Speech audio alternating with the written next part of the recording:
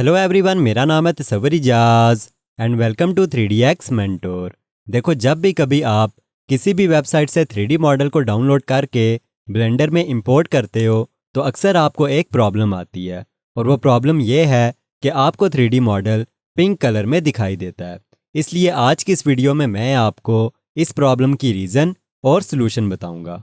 सबसे पहले तो ब्लेंडर को ओपन करने के बाद ए दबा के सिलेक्ट ऑल किया और डिलीट दबा के सब कुछ डिलीट कर दिया। अब फाइल में जाके इंपोर्ट में जाके FBX पर क्लिक किया और यहाँ से डेस्कटॉप पर आके इस फोल्डर को ओपन करके 3D मॉडल को इंपोर्ट कर लिया। इस 3D मॉडल को मैंने स्केचफैब वेबसाइट से डाउनलोड किया है। अब अगर मैं यहाँ से मटेरियल प्रीव्यू मोड में आऊँ तो यहाँ पर आप देख सकते हो कि बॉटल का ये एरिया पिंक कलर का दिखाई दे रहा है। सबसे पहले तो मैं आपको इस प्रॉब्लम की रीज़न बताता हूँ। देखो, जब भी किसी 3D मॉडल में आपको कोई एक एरिया ऐसा पिंक दिखाई दे या सारे का सारा 3D मॉडल पिंक दिखाई दे तो समझ जाना कि जो 3D मॉडल आपने ब्लेंडर में इंपोर्ट किया है वो मॉडल तो ब्लेंडर में इंपोर्ट हो गया, लेकिन उस मॉडल की टेक्सचर फाइल्स सही से इंपोर्ट नहीं हुई। जब भी किसी 3D मॉडल की टेक्सचर फाइल्स ब्लेंडर में इंपोर्ट नहीं होंगी तो जो फाइल्स मिसिंग होंगी उनकी जगह पर आपको 3D मॉडल इस तरह का पिंक कलर का दिखाई देगा। अब इसका एक सोल्यूशन तो ये है कि यहाँ से फाइल में जाके एक्सटर्नल डाटा में जाके मैंने फाइंड मिसिंग फाइल्स पर क्लिक किया और यहाँ से डेस्कटॉप पर आके सीरम बॉटल वाले फोल्डर को ओपन करके फाइंड मिसिंग फाइल्स पर क्लिक कर दिया। अब ब्लेंडर में जो फाइल्स मिसिंग थीं इस फोल्डर के अंदर से ब्लेंडर ने उन फाइल्स को फाइंड कर लिया और मेरी प्रॉब्लम सॉल्व हो गई।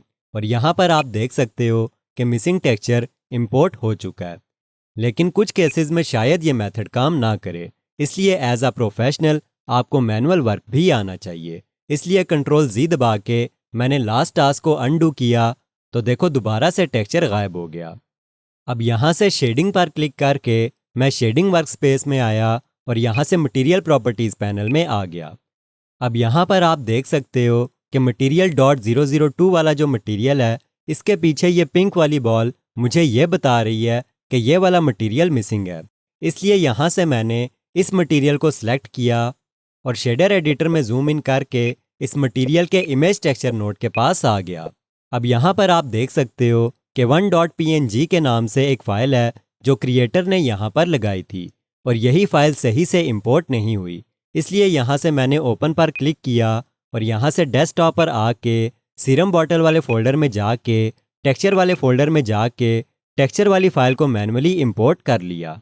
तो कुल मिला के बात यह है कि जब भी आपको ब्लेंडर में 3D मॉडल पिंक कलर का दिखाई दे तो समझ जाना कि टेक्सचर वाली फाइल्स मिसिंग है। और टेक्सचर फाइल्स मिसिंग वाली प्रॉब्लम को आप ब्लेंडर के फाइंड मिसिंग फाइल वाले ऑप्शन से भी सॉल्व कर सकते हो और इन केस वो ऑप्शन काम ना करे तो मैन्युअली टेक्सचर फाइल्स को इंपोर्ट करके भी आप इस प्रॉब्लम को सॉल्व कर सकते हो। बस आपको ये समझ होनी चाहिए कि कौन सी टेक्सचर फाइल किस नोड में इंपोर्ट होगी।